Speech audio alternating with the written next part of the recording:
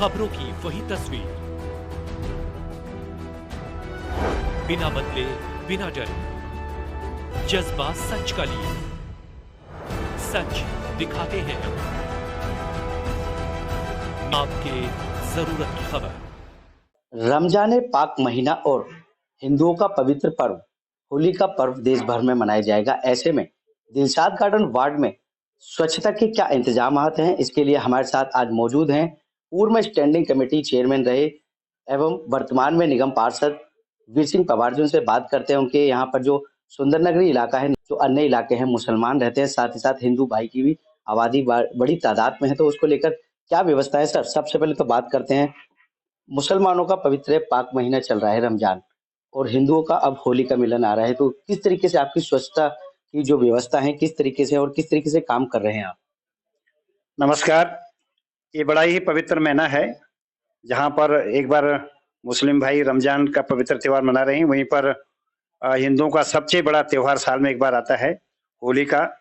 तो निश्चित तौर पर मेरे वार्ड में 2 मस्जिदें भी हैं और बहुत सारे अल्पसंख्यक बंधु भी रहते हैं।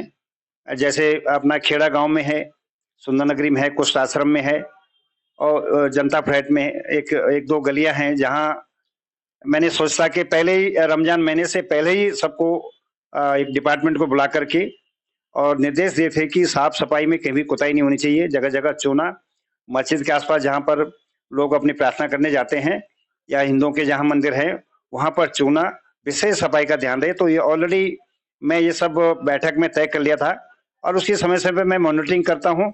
मेरा एसआई महोदय से मैं डेली संपर्क में हूँ कि अभी कहीं पर भी कोई अगर शिकायत मुझे मिलती है, तुरंत उनको बोलते हैं, इसको रेक्टिफाई करते हैं। तो निश्चित तौर पर बड़ी खुशी है कि पवित्र महीना हम लोगों के लिए है, तो इसके मैं देशवासियों को सबको शुभकामनाएं देता हूँ। बात करें, जो मुस्लिम भाई होते हैं, इबादत करते हैं, अपनी नमाज पढ़ते हैं, उसके बाद रोजा इफ्तारी करते हैं, वहां पर देखा जाता है कि बड़े समूह में करते हैं।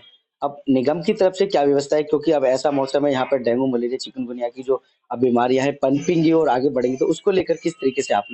इन क्षेत्रों में जहां पर बड़े नाले हैं, उनके लगातार सफाई चल रही है, उसमें दवाई डाली जा रही है और मैंने निर्देश दे रखा है सफाई कर्मचारियों को कि इफ्तारी के बाद जहां पर भी इस तरह से ज्यादा गड़बड़ पैदा होता है, वहां पर कंटेनर रख करके उसमें अगर कोई डालता तो ठीक है, अगर उसके इर्द गिर्द भी कहीं डाला हो तो तुरंत को उठाएं, ताकि क्षेत्र में ये नहीं लगना चाहिए कि जो पवित्र त्योहार है हमारा, उसमें कुताही बरती जा रही है।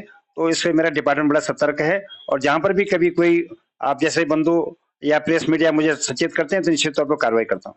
बात करें हिंदुओं के पर्व की, होली को, अब जगह जगह होलिकाएं रख दी गई हैं, उनके आसपास भी साफ सफाई की व्यवस्था को लेकर, साथ ही साथ जिस तरीके से होली का पर्व बीत जाएगा, तो उसके बाद किस तरीके से व्यवस्था रहेगी, क्योंकि कर्मचारी तो आधे छुट्टियों पे होते हैं। क्योंकि एक दिन पहले होलिका का दहन होता है, लोग चौक चौराहे पर इस तरह की होलिका का दहन करते हैं।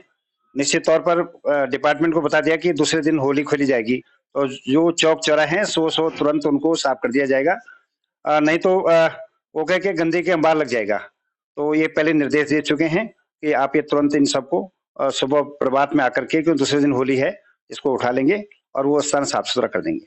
बात करें, अगर कहीं ना कहीं ऐसी कोई कोताही बरती जाती है, नहीं होती वहां साफ सफाई, तो क्या आपने कोई एडवाइजरी जारी करी है या कोई हेल्पलाइन नंबर जिसमें आपसे संपर्क कर सके? उसमें हेल्पलाइन के जगह जगह, जैसे हमारे एसआई महोदय ने अपने एएसआई और उसके नीचे का जो स्टाफ है उनको सचेत कर रखा है, काम बांट रखे हैं।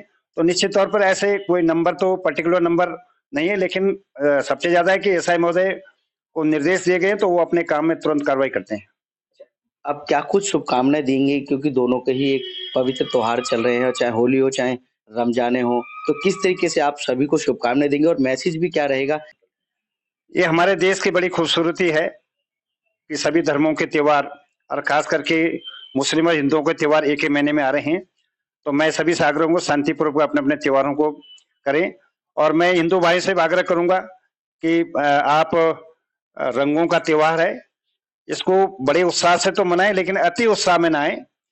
रंग अपने घरों में खेलें और कहीं पर कोई इस तरह से विवाद ना पैदा हो जिससे क्षेत्र में शांति का माहौल खराब हो। और क्योंकि दोनों का पवित्र महीने में ये उत्सव है, तो हम शांतिप्रिय ढंग से मनाएं। और कहीं पर किसी पुलिस को भी निर्देश दे गए ऊपर से कि कहीं पर भी इससे हुड़दंगी इकट्ठा ना हो, जहां पर हुड़दंगी देखें उनको समझाने की कोशिश की जाए क्योंकि ये उर्दंगी ही समाज का माहौल खराब करते हैं। तो मैं इस पवित्र मौके पर रमजान की भी और अपना होली की बहुत बहुत शुभकामनाएं अपने क्षेत्रवासियों को देता हूं। इस तरह हम रल मिलकर इस देश को आगे बढ़ाएं, समानता और समता का अधिकार लेकर के हम आगे बढ़े, यही मेरी शुभकामनाएं है।